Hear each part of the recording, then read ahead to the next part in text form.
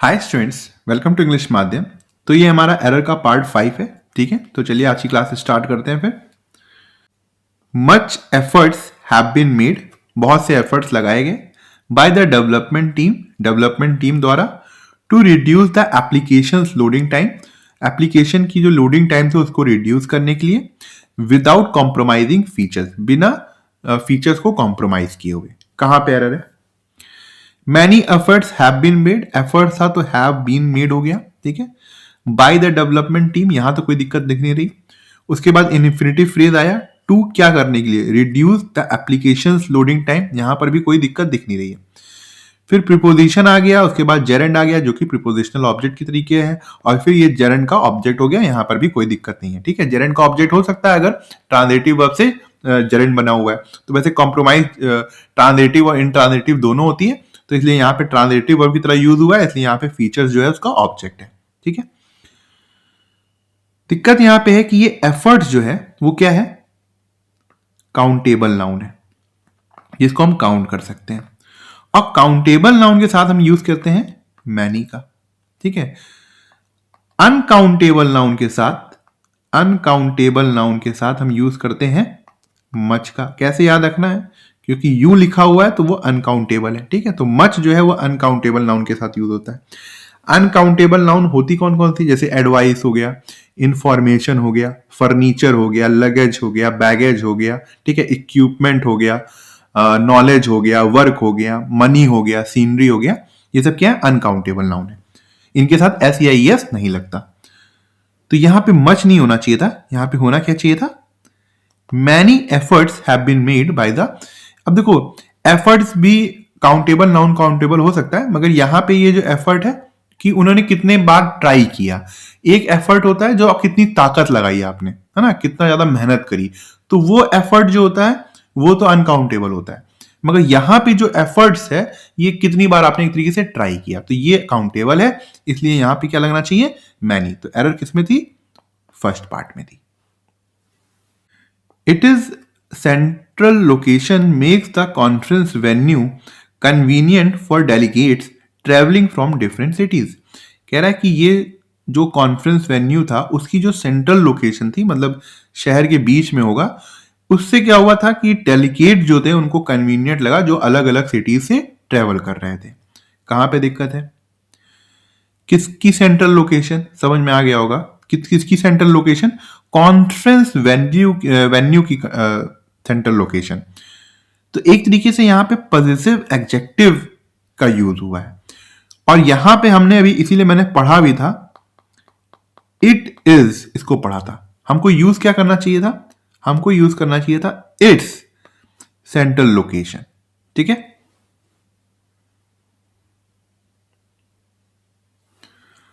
तो यहां पे हमको पॉजिटिव एडजेक्टिव चाहिए था, इट इज नहीं चाहिए था। तो एरर कहां पे है? फर्स्ट में। और कौन से होते हैं positive adjective? Its, his, hers, ours, yours, theirs. ठीक है, तो एरर कहां पे थी? फर्स्ट में।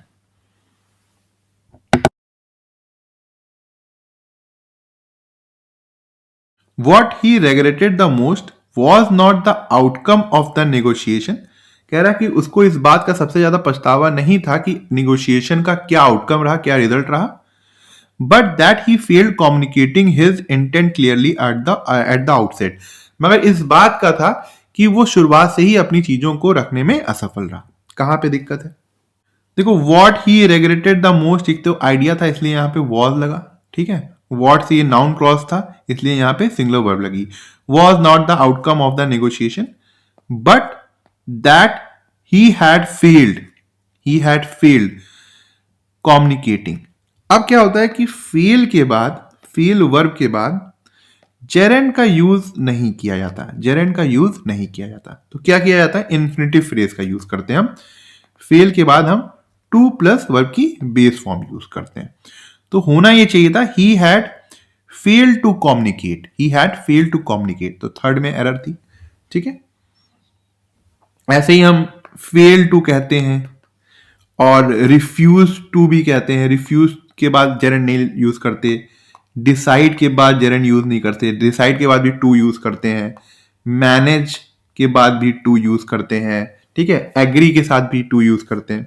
और जो जेरेंड लेती है, जैसे अवॉइड जो जेरेंड लेती है, इंजॉय हो गया, एडमिट हो गया, कंसीडर हो गया, ये सब वर्ब जो है वो अपने आगे जेरेंड लेती हैं। ठीक है। The suddenness with which the issue escalated, कह रहा है कि जिस तरीके से ये इशू जो अचानक एक्सकेलेट हुआ, बढ़ गया, took not only the negotiators but also the observers by surprise, उसने ना ही सिर्फ negotiators बल्कि ऑब्जर्वर्स को भी सरप्राइज कर दिया था। who were expecting a gradual resolution process, जो कि एक धीमे धीमे रिजोल्यूशन प्रोसेस जो है वो एक्सपेक्ट कर रहे थे कि चीजें आराम से रिजॉल्व हो जाएंगी, सॉल्व हो जाएंगी। कहां पे दिक्कत है? The suddenness with which the issue escalated took not only, अब ये यहां पे नॉट ओनली और बट ऑल्सो वाला पेयर यूज हुआ है, the negotiators but also the observers, एक तरीके से पैरेललिज्म फॉलो हुआ है, तो यहां पे कोई दिक्कत नहीं है।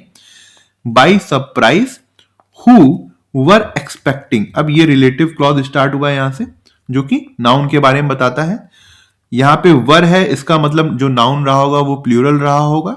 Expecting a gradual resolution process, मगर दिक्कत ये है कि हम रिलेटिव क्लॉज का जब भी यूज करते हैं तो वो इसके उसको ये क्या कहते हैं, नाउन के एकदम बगल में होना चाहिए जिसके बारे में वो बता रहा है। ठीक है, मतलब कोई कंफ्यूजन नहीं होना चाहिए।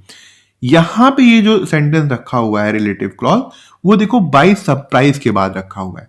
तो सरप्राइज क्या ये एक्सपेक्ट कर रहा था कि चीजें आसानी से धीरे धीरे सॉल्व हो जाए? नहीं, वो लोग थे जो ऐसा एक्सपेक्टेशन किए हुए थे। ठीक है, तो हम यहां पे एरर ये है कि थोड़ा सा हमें चेंज करना पड़ेगा इस सेंटेंस को लिखने के तरीके को, कि हम बाय सरप्राइज को यहां ना लिखकर हम बाय सरप्राइज लास्ट में लिख दें। ठीक है, बाय सरप्राइज लास्ट में लिख दें। तो इससे ये क्या होगा, ये जो ऑब्जर्वर्स है उनको ये रिलेटिव क्लॉज मिल जाएगा, तो कोई कंफ्यूजन नहीं होगा कि किसके लिए ये चीज बोली गई है। तो बट ऑल्सो द ऑब्जर्वर्स, अब देखो who were expecting a gradual solution process, उसके बाद ये कॉमा लग के बाय सरप्राइज कर सकते हैं। ठीक है, इस तरीके से हम लिख सकते हैं। तो एरर कहां पे थी? फोर्थ में थी, क्योंकि यहां पे ये जो रिलेटिव क्लॉज था वो सही तरीके से नहीं रखा हुआ था। Being largely ignored in the early discussions, कह रहा है कि स्टार्टिंग के डिस्कशन में पहले तो काफी बार उसको इग्नोर किया गया। The revised charter was again subjected to review, कह रहा है कि जो रिवाइज चार्टर है उसको दोबारा रिव्यू के लिए एक तरीके से लाया गया है by external experts who had earlier flagged similar inconsistencies, उन्हीं एक्सटर्नल एक्सपर्ट द्वारा जिन्होंने पहले भी इसमें कुछ खामियां बताई थी। कहां पे दिक्कत है? देखो इसमें एरर को समझने के पहले एक सेंटेंस देखो, मैं लिख रहा हूं being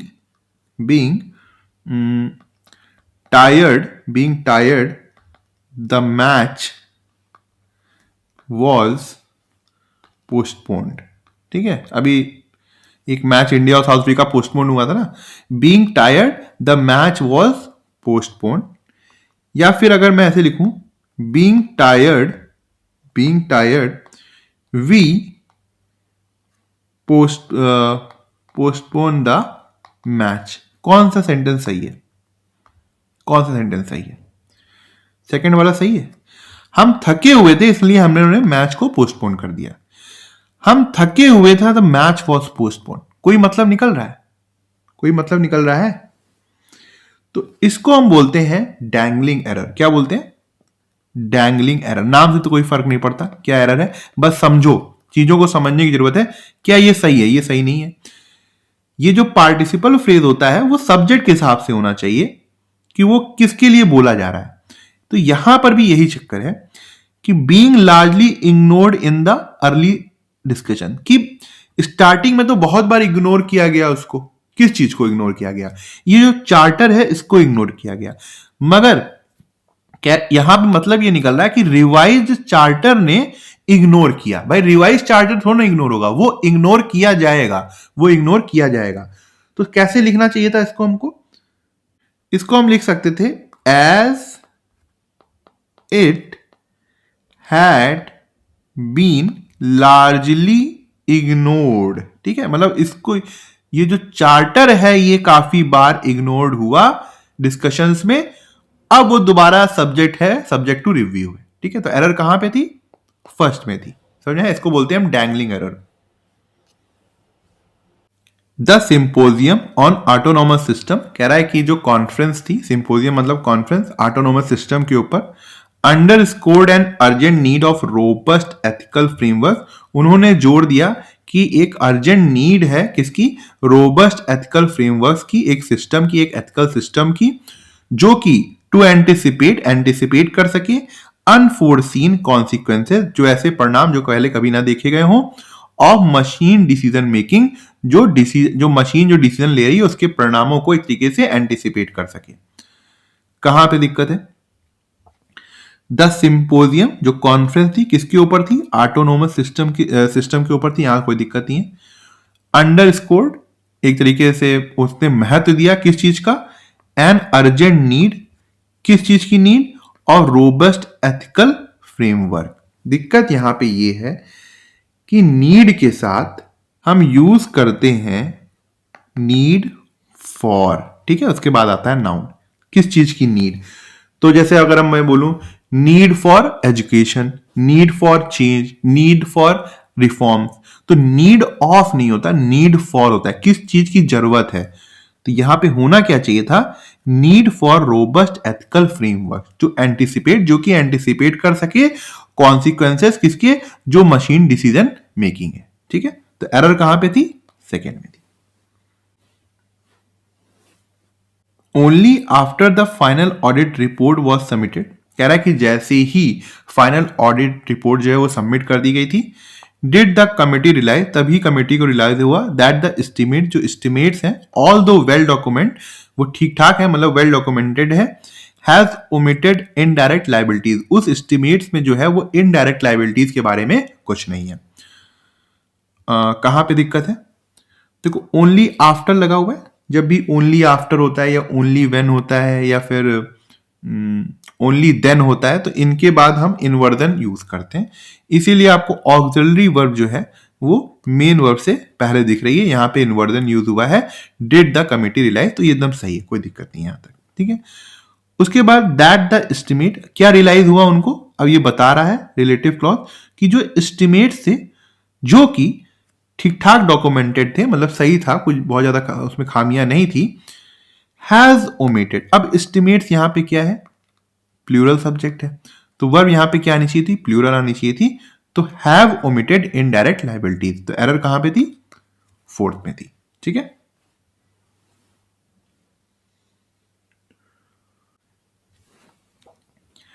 if the policy were to be implemented nationwide, कह रहा है कि अगर पॉलिसी को पूरे देश में लागू करना है, it would necessitate that every regional office conducts a comprehensive within a period of 6 months। कह रहा है कि ये जरूरी हो जाएगा कि हर रीजनल ऑफिस वो एक कॉम्प्रिहेंसिव ऑडिट कराए हर 6 महीने में। ठीक है, कहां पे दिक्कत है? If the policy were to be implemented nationwide, अब यहां पे वर इसलिए क्योंकि कंडीशनल सेंटेंस है। ठीक है, तो यहां पे वर सही है। इट वुड नेसेसिएट, ये नेसेसिएट हो जाएगा कि that every regional office conduct, अब मैं ये कह रहा हूं यहां पे एवरी लगा हुआ है, सबको दिमाग में आ गया होगा कि सर ये जो कंडक्ट है ये सिंगुलर वर्ब हो, क्योंकि ईच एंड एवरी के साथ हम सिंगुलर वर्ब लगाते हैं, तो ये एकदम सही है, कोई दिक्कत नहीं है। मगर ये मैं बोल रहा हूं ये गलत है, क्यों? यहां पे होना चाहिए था कंडक्ट, वर्ब की बेस फॉर्म होनी चाहिए थी। अब ये क्यों?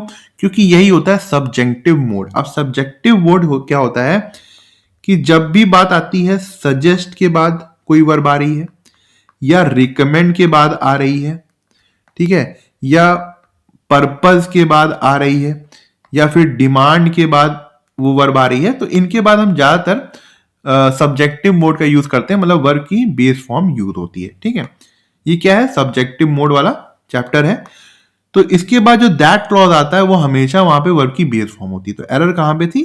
थर्ड में थी। ठीक है,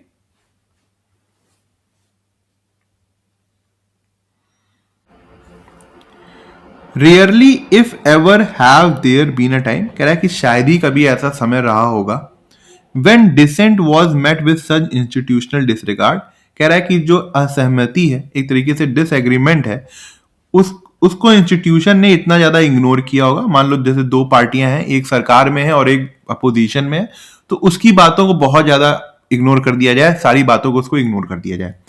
as in the present administration, जिस तरीके से आज की एडमिनिस्ट्रेशन के समय में हो रहा है। कहां पे दिक्कत है? देखो, रेयरली क्या है? निगेटिव एडवर्ब है। हम लोग पहले ही बात कर चुके हैं, रेयरली हो गया, सेल्डम हो गया, स्कार्सली हो गया, हार्डली हो गया, या इनके आगे क्या होता है? इनवर्जन यूज होता है। इनवर्जन यूज का मतलब होता है मेन सब्जेक्ट से पहले ऑक्सिलरी वर्ब आ जाती है, ठीक है। तो यहां पे ये सब्जेक्ट है देयर बीन अ टाइम, और हैव जो है वो ऑक्सिलरी वर्ब है, इसीलिए देखो इंट्रोडक्टरी सब्जेक्ट से पहले ही आ गया है। एक चीज यहां पे पढ़ते समय एक चीज दिखी कि यहां पे ए टाइम है, ये वर्ब आई किसके लिए है? ए टाइम के लिए आई है। ये है क्या? सिंगुलर है। देखो आर्टिकल लगा हुआ है एक, तो जब सिंगुलर है तो सिंगुलर ही वर्ब आनी चाहिए। तो यहां पे हैव नहीं होना चाहिए था, क्या होना चाहिए था? हैज होना चाहिए था, ठीक है। When dissent was met with such institutional disregard as in the present administration, यहां तक सही है। तो फर्स्ट में हमारे एरर थी।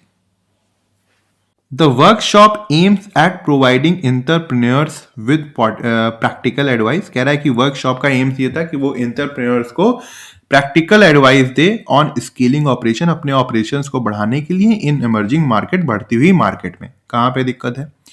द वर्कशॉप क्या है? सिंगुलर सब्जेक्ट है, उसी के हिसाब से सिंगुलर वर्ब आई, ठीक है। एट प्रोवाइडिंग, भाई एट प्रीपोजिशन आई, उसी हिसाब से जेरेंड आया। प्रोवाइडिंग एंटरप्रेन्योर्स विद, फिर prepositional I, practical advice, prepositional object I, on फिर से प्रीपोजिशन आया, फिर से प्रीपोजिशनल ऑब्जेक्ट आया, इन फिर से प्रीपोजिशन आई, फिर से प्रीपोजिशनल ऑब्जेक्ट आया। कहां पे दिक्कत है? दिक्कत क्या है कि अभी मैंने आपको क्वेश्चन 1 या क्वेश्चन 2 में बताया था अनकाउंटेबल काउंटेबल के नाउन के बारे में। अनकाउंटेबल नाउन जैसे क्या हो गया?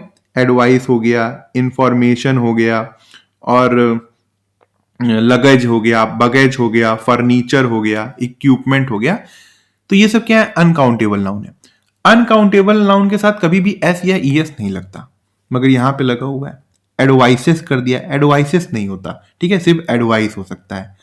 तो दिक्कत कहां पे थी? सेकंड में थी, ठीक है। तो ठीक है, आज का लेक्चर यहीं ख़त्म करते हैं। आई होप आपको कुछ सीखने को मिला होगा, और आप कमेंट सेक्शन में ज़रूर बताइएगा कि आपको आज का लेक्चर कैसा लगा और आपको क्या सीखने को मिला। अगर आप मुझसे इंग्लिश ग्रामर पढ़ना चाहते हैं तो आप हमारा ऐप इंग्लिश माध्यम प्ले स्टोर से डाउनलोड कर सकते हैं।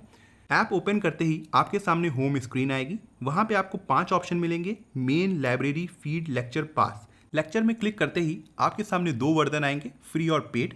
पेड में क्लिक करते ही आपके सामने इंग्लिश ग्रामर का एक सेक्शन आएगा, जहाँ पे मैंने इंग्लिश एसएससी के लिए बहुत ही डिटेल में बताया हुआ है और बहुत ही सिंपल लैंग्वेज में बताया है, जो कि आपके कॉन्सेप्ट्स को और अच्छा करेगा और आपको अच्छे मार्क्स लाने में हेल्प करेगा। तब तक के लिए प्रैक्टिस करते रहिए। Thank you so much for watching this video.